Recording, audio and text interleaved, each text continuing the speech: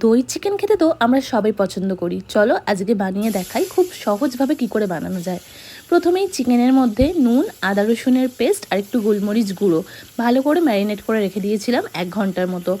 এরপর দেখো কড়াইয়ের মধ্যে সাদা তেল গরম করে চিকেনের পিসগুলোকে হালকা আমি জাস্ট ফ্রাই করে নিচ্ছি। জাস্ট কালারটা চেঞ্জ হবে এরকম হালকা ফ্রাই করে চিকেনগুলোকে আমি একটা আলাদা পাত্রে তুলে রেখে দেবো। দেখতেই পাচ্ছ এই পর্যায়ে চিকেনটা কিন্তু একদমই হালকা ফ্রাই হয়েছে, জাস্ট 20-30% মতো কুক হয়েছে। এবার আমি এটাকে তুলে নিলাম। এরপরে আমি কড়াইয়ের মধ্যে ওই তেলেই দিয়ে দেবো একটা ফোড়নে ব্যবহার করেছি তেজপাতা, শুকনো লঙ্কা, এলাচ আর দারচিনি। দেখো ফোড়নটা দিলেই একটা হালকা সুন্দর গন্ধ বেরোবে। তার মধ্যে দিয়ে দেবো পেঁয়াজ কুচি। পেঁয়াজটা হালকা ভাজা বা হালকা কালার চেঞ্জ হলেই দিয়ে দেবো কিছুটা রসুন থেতো করা। যেহেতু চিকেনের মধ্যে আদা রসুন পেস্ট মাখানো ছিল, খুব বেশি আদা রসুনের দরকার নেই। এই পর্যায়ে আমি দিয়ে দিলাম কাঁচা লঙ্কার পেস্ট আর নুন আর সামান্য হলুদ। তোমরা চাইলে দিতে পারো, চাইলে অ্যাভয়েডও করতে পারো।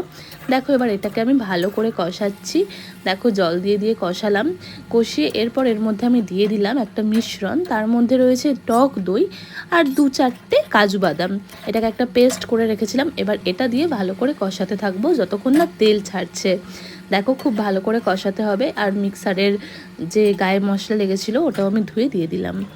এরপর দেখো তেল ছেড়ে এলে চিকেনটা যে ভেজে আলাদা করে রেখেছিলাম সেই চিকেনটা দিয়ে নাড়াচাড়া করে নেব। চিকেনটা দিয়ে ভালো করে কষাতে হবে।